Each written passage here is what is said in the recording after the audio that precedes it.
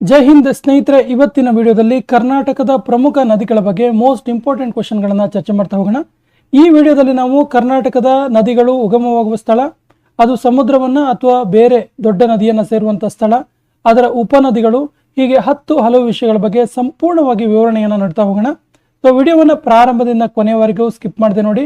ಪ್ರತಿ ಪ್ರಶ್ನೆ ಕೂಡ ಇಂಪಾರ್ಟೆಂಟ್ ಆಗಿರೋ ಪ್ರಶ್ನೆಗಳಾಗಿದ್ದು, ಮೊದಲ ಪ್ರಶ್ನೆ ಈ ರೀತಿ ಇದೆ: ಕೃಷ್ಣಾ ನದಿಯ ಉಗಮ ಸ್ಥಾನ ಯಾವುದು? ಸೊ ಕೃಷ್ಣಾ ನದಿ ಇದೆಯಲ್ಲ, ಈ ಕೃಷ್ಣಾ ನದಿಯ ಉಗಮ ಸ್ಥಾನ ಯಾವುದು? ಸರಿಯಾದ ಉತ್ತರ ಆಪ್ಷನ್ ಎ, ಮಹಾಬಲೇಶ್ವರ ಬೆಟ್ಟಗಳು. Option A is the right answer. ಪಶ್ಚಿಮ ಘಟ್ಟ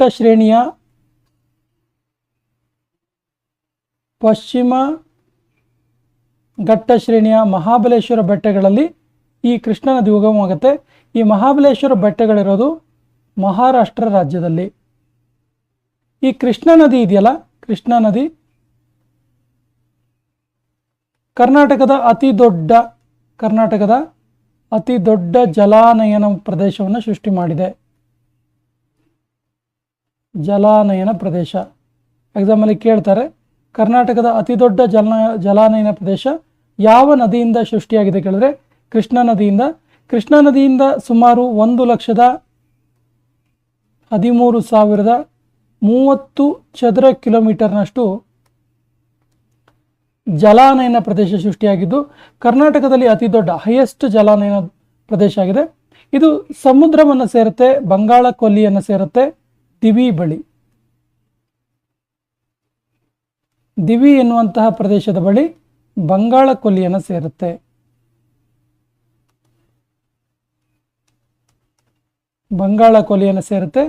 ಹಾಗಾಗಿ ಈ ಒಂದು ನದಿ ಇದೆಯಲ್ಲ, ಕೃಷ್ಣಾ ನದಿ, ಇದು ಪೂರ್ವಾಭಿಮುಖವಾಗಿ ಹರಿಯುವಂಥ ನದಿಯಾಗಿದೆ. ಪೂರ್ವಾಭಿಮುಖವಾಗಿ ಹರಿಯುತ್ತೆ.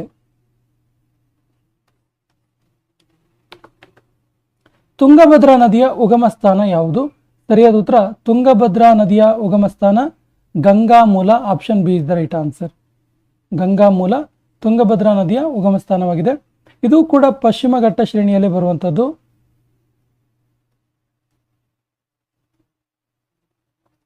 ಪಶ್ಚಿಮ ಘಟ್ಟಗಳ ಶ್ರೇಣಿಯಲ್ಲಿ ಬರುವಂಥದ್ದು. ಇದು ಕೃಷ್ಣಾ ನದಿಯನ್ನು ಕರ್ನೂಲು ಬಳಿ ಸೇರುತ್ತೆ. ಸೊ ತುಂಗಭದ್ರಾ ನದಿ ಇದೆಯಲ್ಲ, ಇದು ಕೃಷ್ಣಾ ನದಿಯನ್ನು ಸೇರುತ್ತೆ. ಕೃಷ್ಣಾ ನದಿಯನ್ನು ಆಂಧ್ರ ಪ್ರದೇಶದ ಕರ್ನೂಲು ಬಳಿ ಸೇರುತ್ತೆ. ಆಂಧ್ರ ಪ್ರದೇಶದ ಕರ್ನೂಲು ಬಳಿ ಇದು ಕೃಷ್ಣಾ ನದಿಯನ್ನು ಸೇರುತ್ತೆ, ತುಂಗಭದ್ರಾ ನದಿ. ಇನ್ನು ತುಂಗಭದ್ರಾ ನದಿ ಇದೆಯಲ್ಲ, ಇದು ಕೂಡ್ಲಿ ಎನ್ನುವಲ್ಲಿ ತುಂಗ ಮತ್ತು ಭದ್ರಗಳು, ನೋಡಿ ತುಂಗ ಮತ್ತು ಭದ್ರಾ ತುಂಬ ಸರಿ ಕೇಳಿದ್ದಾರೆ. ತುಂಗ ಮತ್ತು ಭದ್ರಾ ನದಿಗಳು ಎರಡು ಆ್ಯಕ್ಚುಲಿ ಪ್ರತ್ಯೇಕ ನದಿಗಳು. ಈ ಎರಡೂ ನದಿಗಳು ಇದಾವಲ್ಲ, ಈ ಎರಡೂ ನದಿಗಳು ಕೂಡ್ಲಿ ಎಂಬಲ್ಲಿ ಸೇರುತ್ತೆ. ಈ ಕೂಡ್ಲಿ ಇರೋದು ಸೂಗೂರು ಬಳಿಯ ಕೂಡಲಿ ಎಂಬಲ್ಲಿ ತುಂಗ ಮತ್ತು ಭದ್ರಾ ನದಿಗಳು ಸೇರಿ ತುಂಗಭದ್ರಾ ಎಂಬುದಾಗಿ ಮುಂದೆ ಹರಿಯುತ್ತೆ. ಇನ್ನು ತುಂಗಭದ್ರಾ ನದಿ ಇದೆಯಲ್ಲ, ತುಂಗಭದ್ರಾ ನದಿಯ ಉಪನದಿಗಳು ಕುಮದ್ವತಿ, ವರದಾ ಮತ್ತು ಧರ್ಮ.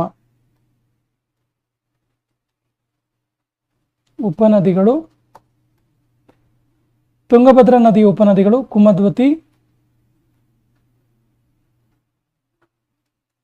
ಕುಮದ್ವತಿ, ವರದಾ, ಹಾಗೇನೆ ಧರ್ಮ. ಈ ನದಿಗಳು ಇದರ ಉಪನದಿಗಳಾಗಿದ್ದವು.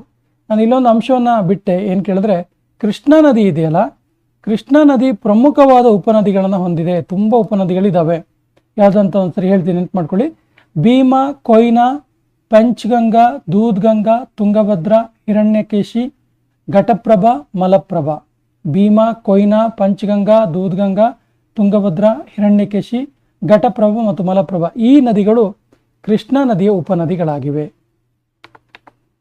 ಘಟಪ್ರಭಾ ನದಿಯ ಉಗಮ ಸ್ಥಾನ ಯಾವುದು? ಸರಿಯಾದ ಉತ್ತರ, ಇದು ಅಂಗೋಲಿ ಬಳಿ. Option D is the right answer. ಈ ಅಂಗೋಲಿ ಕೂಡ ಪಶ್ಚಿಮ ಘಟ್ಟ ಶ್ರೇಣಿಯಲ್ಲೇ ಕಂಡುಬರುವುದು. ನೋಡಿ, ಕರ್ನಾಟಕದಲ್ಲಿ ಹರಿಯುವಂತಹ ಆಲ್ಮೋಸ್ಟ್ ಎಲ್ಲ ನದಿಗಳು ಪಶ್ಚಿಮ ಘಟ್ಟ ಶ್ರೇಣಿಯಲ್ಲಿ ಉಗಮವಾಗ್ತವೆ. ಘಟಪ್ರಭಾ ನದಿ ಅಂಗೋಲಿ ಬಳಿ ಹುಟ್ಟುತ್ತೆ. ಘಟಪ್ರಭಾ ನದಿ ಇದು ಕೃಷ್ಣಾ ನದಿಯನ್ನ ಹೆಡಲೂರು ಬಳಿ ಸೇರುತ್ತೆ. ಕೃಷ್ಣಾ ನದಿಯನ್ನ ಹೆಡಲೂರು ಎನ್ನುವಂಥ ಸ್ಥಳದ ಬಳಿ ಸೇರುತ್ತೆ. ಸೇರುತ್ತೆ. ಇನ್ನು ಇದರ ಪ್ರಮುಖವಾದಂಥ ಉಪನದಿಗಳು ಹಿರಣ್ಯಕೇಶಿ ಮತ್ತು Markandeya. Very very important question. Ghataprabha ನದಿಯ ಉಪನದಿಗಳು ಯಾವುದ್ಯಾವುದು? ಹಿರಣ್ಯಕೇಶಿ ಮತ್ತು ಮಾರ್ಕಂಡೇಯ ಇವು ಉಪನದಿಗಳಾಗಿವೆ. ಹಿರಣ್ಯಕೇಶಿ ಮತ್ತು ಮಾರ್ಕಂಡೇಯ ಯಾವ ನದಿಯ ಉಪನದಿಗಳು ಅಂತ ಕೇಳಿದ್ರೆ ಘಟಪ್ರಭಾ ನದಿಯ ಉಪನದಿಗಳು ಅಂತ ಗೊತ್ತಿರಲಿ. ಇದು ಹಿಡಕಲ್ ಜಲಾಶಯವನ್ನು ಸೃಷ್ಟಿ ಮಾಡಿದೆ ಗೋಕಾಕ್ ಬಳಿ. ಗೋಕಾಕ್ ಹತ್ತಿರ ಘಟಪ್ರಭಾ ನದಿಗೆ ಹಿಡಕಲ್ ಜಲಾಶಯ ನಿರ್ಮಾಣ ಮಾಡಲಾಗಿದೆ. ಹಿಡಕಲ್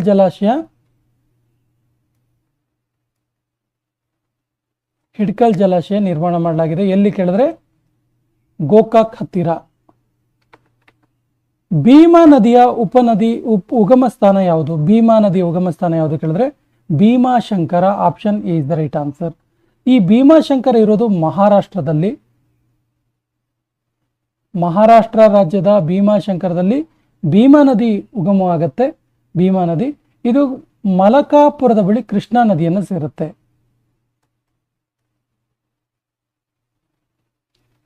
ಕೃಷ್ಣಾ ನದಿಯನ್ನು ಸೇರುತ್ತೆ. ಎಕ್ಸಾಮ್ ಅಲ್ಲಿ ಕೇಳ್ತಾರೆ ಭೀಮಾ ನದಿ ಕೃಷ್ಣಾ ನದಿಯನ್ನು ಎಲ್ಲಿ ಸೇರುತ್ತೆ ಕೇಳಿದ್ರೆ ಮಲಕಾಪುರದ ಬಳಿ. ಮಲಕಾಪುರದ ಬಳಿ ಇದು ಕೃಷ್ಣಾ ನದಿಯನ್ನು ಸೇರುವಂಥದ್ದು. ಮಲಪ್ರಭಾ ನದಿಯ ಉಗಮ ಸ್ಥಾನ ಯಾವುದು? ಸೊ ಮಲಪ್ರಭಾ ನದಿಯ ಉಗಮ ಸ್ಥಾನ ಯಾವುದು ಕೇಳಿದ್ರೆ ಕುಣಕುಂಬಿ ಬಳಿ. ಕುಣಕಂಬಿ ಅಥವಾ ಕಣತಂಬಿ ಬಳಿ ಮಲಪ್ರಭಾ ನದಿ ಉಗಮವಾಗುತ್ತೆ.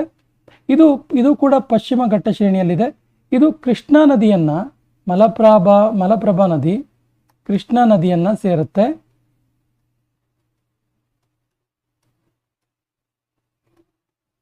ಸೊ ಎಲ್ಲಿ ಸೇರುತ್ತೆ ಕೇಳಿದ್ರೆ ಕೂಡಲ ಸಂಗಮದಲ್ಲಿ.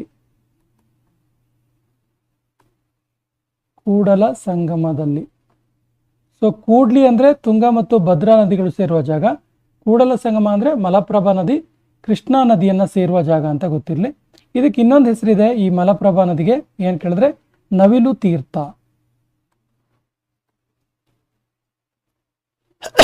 ನವಿಲು ತೀರ್ಥ ಎನ್ನುವಂತ ಹೆಸರು ಕೂಡ ಇದೆ. ಇನ್ನು ಮಲಪ್ರಭಾ ನದಿಯ ಉಪನದಿಗಳು ನೋಡಿ. ಉಪನದಿಗಳು ತುಂಬಾ ಇಂಪಾರ್ಟೆಂಟ್ ಆಗುತ್ತೆ. ತುಂಬಾ ಸರಿ ಎಕ್ಸಾಮ್ ಅಲ್ಲಿ ಕೇಳಿದ್ದಾರೆ ಬೇರೆ ಬೇರೆ ನದಿಗಳ ಉಪನದಿಗಳನ್ನ. ಸೊ ಮಲಪ್ರಭಾ ನದಿಯ ಉಪನದಿಗಳು ಯಾವುದು ಕೇಳಿದ್ರೆ ಬೆಣ್ಣೆಹಳ್ಳ, ಹಿರೇಹಳ್ಳ ಮತ್ತು ತಾಸಿ ನದಿಗಳು. ಬೆಣ್ಣೆಹಳ್ಳ ಒಂದು, ಹಿರೇಹಳ್ಳ ಎರಡು, ಇನ್ನೊಂದು ತಾಸಿ ನದಿಗಳು. ಈ ನದಿಗಳು ಬೆಣ್ಣೆಹಳ್ಳ, ಹಿರೇಹಳ್ಳ ಮತ್ತು ತಾಸಿ ನದಿಗಳು ಮಲಪ್ರಭಾ ನದಿಯ ಉಪನದಿಗಳಾಗಿವೆ. ಕಾವೇರಿ ನದಿಯ ಉಗಮ ಸ್ಥಾನ ಯಾವುದು? ಇದನ್ನ ದಕ್ಷಿಣದ ಗಂಗೆ ಅಂತ ಕರೀತಾರೆ. ದಕ್ಷಿಣದ ಗಂಗೆ ಎನ್ನುವಂಥ ಕಾವೇರಿ ನದಿಯ ಉಗಮ ಸ್ಥಾನ ಇರೋದು ತಲಕಾವೇರಿಯಲ್ಲಿ. Option C is the right answer. ತಲಕಾವೇರಿಯಲ್ಲಿ ಉಗಮ ಆಗುತ್ತೆ. ಇದು ಕೊಡಗು ಜಿಲ್ಲೆಯಲ್ಲಿದೆ. ಇದು ಕೊಡಗು ಜಿಲ್ಲೆಯ ತಲಕಾವೇರಿಯಲ್ಲಿ ಉಗಮವಂಥದ್ದು. ದಕ್ಷಿಣದ ಗಂಗೆ ಅನ್ಸ್ಕೊಂಡಿದೆ. ಇದು ಬಂಗಾಳ ಕೊಲ್ಲಿಯನ್ನು ಸೇರುತ್ತೆ ಕಾವೇರಿ ಪಟ್ಟಣಂ ಬಳಿ.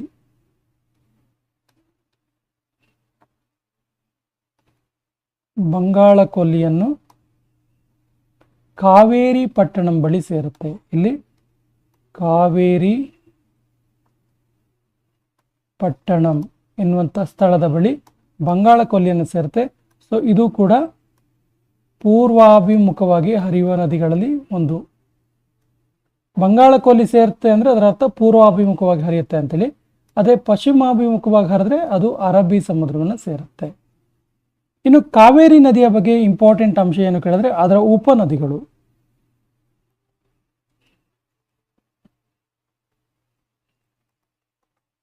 ಸೊ ಕಾವೇರಿ ನದಿಯ ಉಪನದಿಗಳು ತುಂಬಾ ಪ್ರಮುಖವಾದ ಉಪನದಿಗಳಿದ್ದಾವೆ. ಯಾವ್ದು ಕೇಳಿದ್ರೆ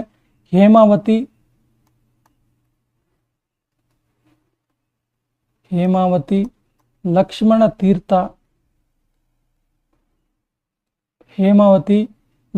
ತೀರ್ಥ, ಹಾರಂಗಿ, ಹಾರಂಗಿ, ಮೇಯೂರ್, ಕಬಿನಿ, ಸುವರ್ಣಾವತಿ, ಅರ್ಕಾವತಿ, ಸುವರ್ಣಾವತಿ, ಅರ್ಕಾವತಿ, ಶಿಂಷಾ, ಇನ್ನೊಂದು ಲೋಕಪಾವನಿ. ಇಷ್ಟು ಉಪನದಿಗಳಿದ್ದಾವೆ. ಹೇಮಾವತಿ, ಲಕ್ಷ್ಮಣತೀರ್ಥ, ಹಾರಂಗಿ, ಮೇಯೂರ್, ಕಬಿನಿ, ಸುವರ್ಣಾವತಿ, ಅರ್ಕಾವತಿ, ಶಿಂಷಾ ಮತ್ತು ಲೋಕಪಾವನಿ ಎನ್ನುವಂತಹ ಪ್ರಮುಖ ಉಪನದಿಗಳು ಕಾವೇರಿ ನದಿಗೆ ಸಂಬಂಧಪಟ್ಟಂಥವು. ಅರ್ಕಾವತಿ ನದಿಯ ಉಗಮ ಸ್ಥಾನ ಯಾವುದು?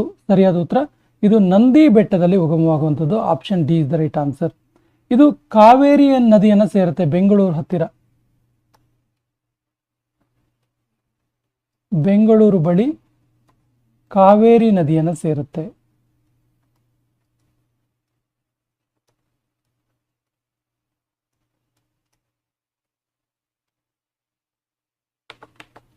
ಕಬಿನಿ ನದಿಯ ಉಗಮ ಸ್ಥಾನ ಯಾವುದು? ಸೊ ಕಬಿನಿ ನದಿ ಇದೆಯಲ್ಲ, ಈ ಕಬಿನಿ ನದಿಯ ಉಗಮ ಸ್ಥಾನ ಉತ್ತರ ವೈನಾಡು. ಸೊ ಉತ್ತರ ವೈನಾಡು ಇದೆಯಲ್ಲ, ಇದು ಕೇರಳ ರಾಜ್ಯದಲ್ಲಿರುವಂಥದ್ದು. ಕೇರಳ ರಾಜ್ಯದ ಉತ್ತರ ವೈನಾಡಿನಲ್ಲಿ ಕಬಿನಿ ನದಿಯ ಉಗಮವಾಗುತ್ತೆ. ಇದು ಟಿ ನರಸೀಪುರ ಬಳಿ, ಟಿ ನರಸೀಪುರದ ಬಳಿ ಕಾವೇರಿ ನದಿಯನ್ನು ಸೇರುತ್ತೆ. ಕಾವೇರಿ ನದಿಯನ್ನು ಸೇರುತ್ತದೆ. ಇಂಪಾರ್ಟೆಂಟ್ ಇದೆ ಅಂಶ, ನೋಟ್ ಮಾಡ್ಕೊಳ್ಳಿ. ಕಬಿನಿ ನದಿ ಕಾವೇರಿ ನದಿಯನ್ನು ಎಲ್ಲಿ ಸೇರುತ್ತೆ ಕೇಳಿದ್ರೆ ಟಿ ನರಸೀಪುರದ ಬಳಿ ಸೇರುತ್ತೆ. ನಂಜನಗೂಡು ಇದೆಯಲ್ಲ, ನಂಜನಗೂಡು ದೇವಾಲಯ, ನಂಜನಗೂಡು ದೇವಾಲಯ ಕಬಿನಿ ನದಿಯ ದಡದ ಮೇಲಿದೆ. ಕಬಿನಿ ನದಿಯ ದಡದ ಮೇಲಿದೆ. ಇಂಪಾರ್ಟೆಂಟ್ ಅಂಶ, ನೋಟ್ ಮಾಡ್ಕೊಳ್ಳಿ. ನಂಜನಗೂಡು ಟೆಂಪಲ್ ಯಾವ ನದಿಯ ದಡದ ಮೇಲಿದೆ ಕೇಳಿದ್ರೆ ಕಬಿನಿ ನದಿಯ ದಡದ ಮೇಲಿದೆ. ಇನ್ನು ಇದರ ಉಪನದಿಗಳು, ಕಬಿನಿ ನದಿ ಕೂಡ ಉಪನದಿಗಳಿದಾವೆ. ಹಾಗಾದ್ರೆ ಉಪನದಿಗಳು ಯಾವುದು ಅಂತ ಕೇಳ್ತಾ ಹೋದ್ರೆ ನುಗು ಮತ್ತು ಗುಂಡ್ಲು. ನುಗು ಮತ್ತು ಗುಂಡ್ಲು. ಶಿಂಷಾ ನದಿಯ ಉಗಮ ಸ್ಥಾನ ಯಾವುದು? ಸೊ ಶಿಂಷಾ ನದಿಯ ಉಗಮ ಸ್ಥಾನ Tiptur. Option D is the right answer. Tumakuru ಬಳಿಯ ತಿಪಟೂರಿನಲ್ಲಿ, ತುಮಕೂರು ಜಿಲ್ಲೆಯಲ್ಲಿ ಬರುತ್ತೆ ಇದು. ತುಮಕೂರು ಜಿಲ್ಲೆಯ ತಿಪಟೂರಿನ ಬಳಿ ಶಿಂಷಾ ನದಿ ಉಗಮ ಆಗತ್ತೆ. ಇದು ಕಾವೇರಿ ನದಿಯನ್ನು ಸೇರುತ್ತೆ, ಮಳವಳ್ಳಿಯ ಹತ್ತಿರ. ಮಳವಳ್ಳಿಯ ಹತ್ತಿರ ಕಾವೇರಿ ನದಿಯನ್ನು ಸೇರುತ್ತೆ.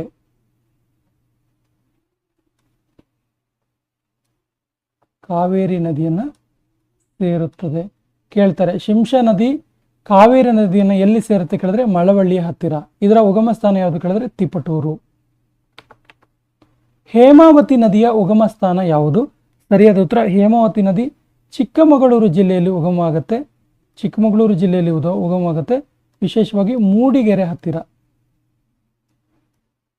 ಚಿಕ್ಕಮಗಳೂರು ಜಿಲ್ಲೆಯ ಮೂಡಿಗೆರೆ ಸಮೀಪದಲ್ಲಿ, ಮೂಡಿಗೆರೆ ಬಳಿ ಹೇಮಾವತಿ ನದಿಯ ಉಗಮ ಆಗುತ್ತೆ. ಹೇಮಾವತಿ ನದಿ KRS ಹತ್ತಿರ ಕಾವೇರಿ ನದಿಯನ್ನು ಸೇರುತ್ತೆ. ಕೃಷ್ಣರಾಜಸಾಗರದ ಬಳಿ ಕಾವೇರಿ ನದಿಯನ್ನು ಸೇರುತ್ತೆ. ಕಾವೇರಿಯನ್ನು ಸೇರುತ್ತದೆ. ಇನ್ನು ಹೇಮಾವತಿ ನದಿಯ ಒಂದು ಪ್ರಮುಖ ಉಪನದಿ ಇದೆ, ತುಂಬ ಇಂಪಾರ್ಟೆಂಟ್, ನೋಟ್ ಮಾಡ್ಕೊಳ್ಳಿ. ಉಪನದಿ ಹೆಸರು ಯಗಚಿ. ಯಗಚಿ ಇದೆಯಲ್ಲ, ಇದು ಹೇಮಾವತಿ ನದಿಯ ಉಪನದಿಯಾಗಿದೆ. ಇದಕ್ಕೆ ಹಾಸನದ ಬಳಿ ಆಣೆಕಟ್ಟನ್ನು ಕಟ್ಟಲಾಗಿದೆ. ಹೇಮಾವತಿ ನದಿಗೆ ಹಾಸನದ ಗೋರೂರಿನ ಬಳಿ ಆಣೆಕಟ್ಟನ್ನು ಕಟ್ಟಲಾಗಿದೆ. ಇದಕ್ಕೆ ಗೋರೂರು ಜಲಾಶಯ ಅಥವಾ ಗೋರೂರು ಡ್ಯಾಮ್ ಅಂತ ಕರೀತಾರೆ. ಇದು ಹೇಮಾವತಿ ನದಿಗೆ ಕಟ್ಟಿರುವಂಥದ್ದು. ಉತ್ತರ ಪಿನಾಕಿನಿ ನದಿಯ ಉಗಮ ಸ್ಥಾನ ಯಾವುದು? ಸರಿಯಾದ ಉತ್ತರ ನಂದಿದುರ್ಗ. ನಂದಿದುರ್ಗ, ನಂದಿದುರ್ಗದ ಬಳಿಯ ಚನ್ನಕೇಶವ ಬೆಟ್ಟ. ಪರ್ಟಿಕ್ಯುಲರ್ ಆಗಿ ಹೇಳ್ಬೇಕಂದ್ರೆ ಚನ್ನಕೇಶವ ಬೆಟ್ಟದಲ್ಲಿ ಈ ಉತ್ತರ ಪಿನಾಕಿನಿ ನದಿ ಹರಿಯುತ್ತೆ. ಸೊ ಉತ್ತರ ಪಿನಾಕಿನಿ ನದಿ ಬಂಗಾಳ ಕೊಲ್ಲಿಯನ್ನು ಸೇರುತ್ತೆ ಹರಿದು ಹೋಗಿ. ಬಂಗಾಳ ಕೊಲ್ಲಿಯನ್ನು ಸೇರುತ್ತೆ. ಯಾವ ಪ್ರದೇಶದ ಹತ್ತಿರ ಸೇರುತ್ತೆ ಕೇಳಿದ್ರೆ ನೆಲ್ಲೂರು ಬಳಿ, ಆಂಧ್ರ ಪ್ರದೇಶದ ನೆಲ್ಲೂರಿನ ಹತ್ತಿರ ಇದು ಬಂಗಾಳ ಕೊಲ್ಲಿಯನ್ನು ಸೇರುತ್ತೆ. ಉತ್ತರ ಪಿನಾಕಿನಿ ನದಿ. ಇನ್ನು ಉತ್ತರ ಪಿನಾಕಿನಿಗೆ ಪೆನ್ನಾರ್ ಅಂತ ಕೂಡ ಕರೀತಾರೆ, ಇನ್ನೊಂದು ಹೆಸರು. ಎಕ್ಸಾಂಪಲ್ ಕೇಳ್ಬೋದು, ಉತ್ತರ ಪಿನಾಕಿನಿ ನದಿಯ ಇನ್ನೊಂದು ಹೆಸರು ಯಾವುದು ಕೇಳಿದ್ರೆ ಪೆನ್ನಾರ್. ಪೆನ್ನಾರ್ ನದಿ ಅಂತೇಳಿ ಕೂಡ ಇದನ್ನು ಕರೀತಾರೆ. ಇದರ ಉಪನದಿಗಳು ಜಯಮಂಗಲಿ, ಚಿತ್ರಾವತಿ, ಪಾಪಾಗ್ನಿ. ಉಪನದಿಗಳು ಜಯಮಂಗಲಿ ಒಂದು, ಇನ್ನೊಂದು ಚಿತ್ರಾವತಿ, ಇನ್ನೊಂದು ಪಾಪಾಗ್ನಿ. ಇವು ಉತ್ತರ ಪಿನಾಕಿನಿ ಅಥವಾ ಪೆನ್ನಾರ್ ನದಿಯ ಉಪನದಿಗಳಾಗಿವೆ. ಕಾರಂಜಾ ನದಿಯ ಉಗಮ ಸ್ಥಾನ ಯಾವುದು? ಸರಿಯಾದ ಉತ್ತರ ಮೇಡಕ್ ಜಿಲ್ಲೆ. ಮೇಡಕ್ ಜಿಲ್ಲೆ ಇದೆಯಲ್ಲ, ಇದು ಆಂಧ್ರ ಪ್ರದೇಶದಲ್ಲಿ ಇರುವಂಥದ್ದು. ಆಂಧ್ರ ಪ್ರದೇಶ ರಾಜ್ಯದ ಮೇಡಕ್ ಜಿಲ್ಲೆಯಲ್ಲಿ ಈ ಕಾರಂಜಾ ನದಿ ಉಗಮ ಆಗತ್ತೆ. ಸೊ ಇದು ಮಾಂಜ್ರಾ ನದಿಯನ್ನ ನಾರದ ಸಂಗಮದಲ್ಲಿ ಸೇರುತ್ತೆ. ವೆರಿ ವೆರಿ ಇಂಪಾರ್ಟೆಂಟ್ ಅಂಶ ಇದು. ಕಾರಂಜಾ ನದಿ ಮಾಂಜ್ರಾ ನದಿಯನ್ನ ಸೇರುತ್ತೆ. ಎಲ್ಲಿ ಸೇರುತ್ತೆ ಕೇಳಿದ್ರೆ ನಾರದ ಸಂಗಮದಲ್ಲಿ.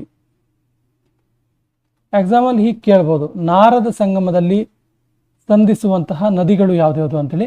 ಮಾಂಜ್ರಾ ಮತ್ತು ಕಾರಂಜಾ ಅಂತ ಗೊತ್ತಿರಲಿ, ಮಾಂಜ್ರಾ ಮತ್ತು ಕಾರಂಜಾ ಅಂತ ಗೊತ್ತಿರಲಿ. ಇನ್ನು ಇದು ಗೋದಾವರಿ ನದಿಯ ಪ್ರಮುಖ ಉಪನದಿಯಾಗಿದೆ. ಇದು ಬಾಲ್ಘಾಟ್ ಶ್ರೇಣಿಯಲ್ಲಿ ಹುಟ್ಟುತ್ತೆ. ಕಾರಂಜಾ ಇದೆಯಲ್ಲ, ಇದು ಮೇಡಕ್ ಜಿಲ್ಲೆಯ ಆಂಧ್ರ ಪ್ರದೇಶದ ಬಾಲ್ಘಾಟ್ ಶ್ರೇಣಿಯಲ್ಲಿ ಹುಟ್ಟುವಂಥದ್ದು. ಇದು ಬೇಕಾದ್ರೆ ನಿಮಗೆ ನೆನ್ಪಿಟ್ಕೊಳ್ಳಿ. ನೆಕ್ಸ್ಟ್ ಕ್ವಶನ್, ದಕ್ಷಿಣ ಪಿನಾಕಿನಿ ನದಿಯ ಉಗಮ ಸ್ಥಾನ ಯಾವುದು? ಸರಿಯಾದ ಉತ್ತರ ನಂದಿದುರ್ಗ ಬೆಟ್ಟ. Option D is the right answer. Nandidurga ಬೆಟ್ಟ.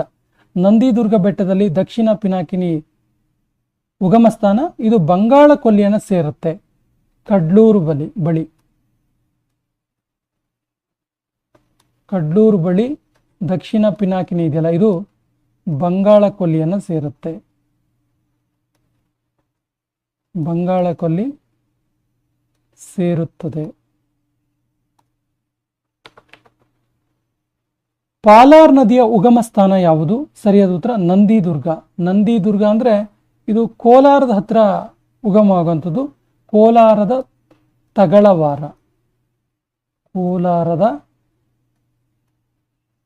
ತಗಳವಾರದ ಸಮೀಪ ನಂದಿದುರ್ಗ ಎಂಬಲ್ಲಿ ಪಾಲಾರ್ ನದಿ ಹುಟ್ಟುತ್ತೆ. ಸೊ ಇದು ಚೆನ್ನೈ ಬಳಿ ಬಂಗಾಳ ಕೊಲ್ಲಿಯನ್ನು ಸೇರುತ್ತೆ. ತಮಿಳುನಾಡಿನ ಚೆನ್ನೈ ಹತ್ತಿರ ಬಂಗಾಳ ಕೊಲ್ಲಿಯನ್ನು ಸೇರುತ್ತೆ.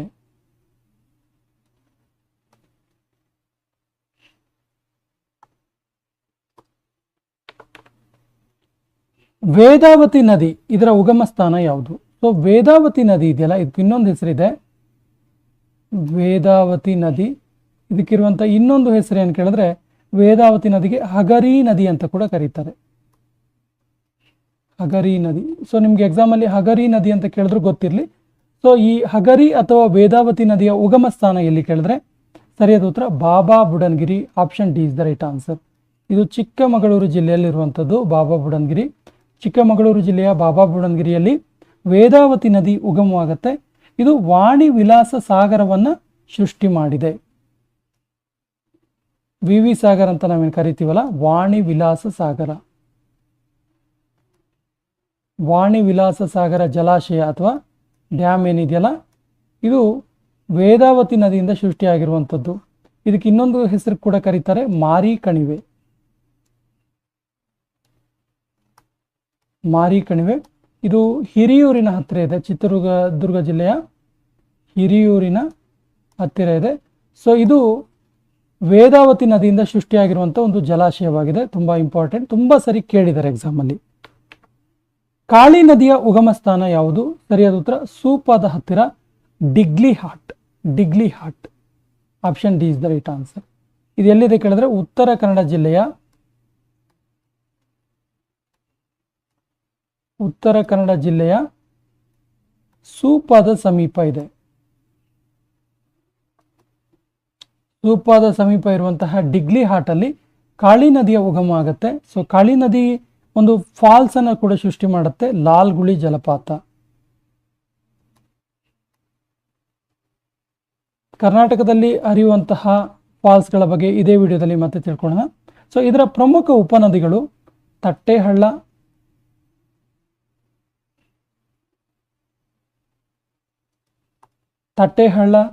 ಪಂಡ್ರಿ, Kaneri,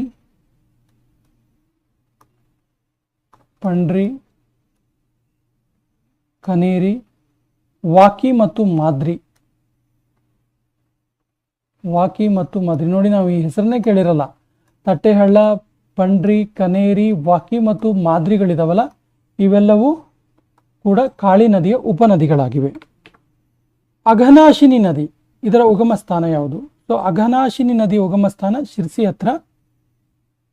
option D is the right answer.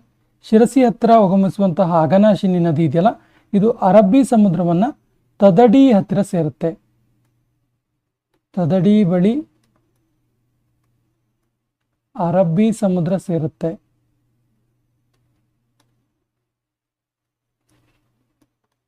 ಅರಬ್ಬಿ ಸಮುದ್ರವನ್ನ ಸೇರುತ್ತೆ ತದಡಿ ನದಿ ಹತ್ರ.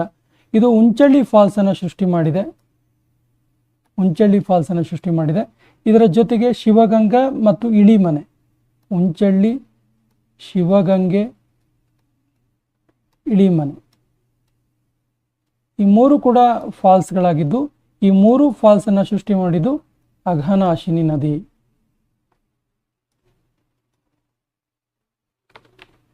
ನೇತ್ರಾವತಿ ನದಿಯ ಉಗಮ ಸ್ಥಾನ ಯಾವುದು? ಸರಿಯಾದ ಉತ್ತರ Ballala Rayana Durga. Option C is the right answer. Ballala Rayana ದುರ್ಗದಲ್ಲಿ ಉಗಮವಾಗುತ್ತೆ. ಇದು ಬಂಡಾಜೆ ಫಾಲ್ಸ್ ಅನ್ನು ಸೃಷ್ಟಿ ಮಾಡಿದೆ. ಬಂಡಾಜೆ ಜಲಪಾತ, ಬಂಡಾಜೆ ಫಾಲ್ಸ್ ಇದೆಯಲ್ಲ, ಬಂಡಾಜೆ ಫಾಲ್ಸ್ ನೇತ್ರಾವತಿ ನದಿಯಿಂದ ಆಗಿರುವಂಥ ಒಂದು ಫಾಲ್ಸ್ ಆಗಿದೆ. ನೇತ್ರಾವತಿ ನದಿಯಿಂದ ಇದು ಚಾರ್ಮುಡಿ, ಶಿಶಿಲ, ಪಾಲ್ಗುಣಿ, ಗುರುಪುರ, ಕುಮಾರಧಾರ ಎಂಬ ಉಪನದಿಗಳನ್ನು ಹೊಂದಿದೆ. ಉಪನದಿಗಳು ತುಂಬಾ ಇಂಪಾರ್ಟೆಂಟ್, ನೋಟ್ ಮಾಡ್ಕೊಳ್ಳಿ. ನೇತ್ರಾವತಿ ನದಿಯ ಉಪನದಿಗಳು ಯಾವ್ದು ಅಂತ ಕೇಳಿದ್ರೆ ಚಾರ್ಮುಡಿ, ಶಿಶಿಲಿ,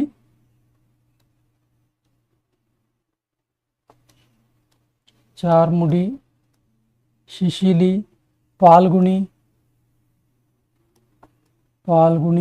ಇನ್ನು ಗುರುಪುರ, ಕುಮಾರಧಾರ,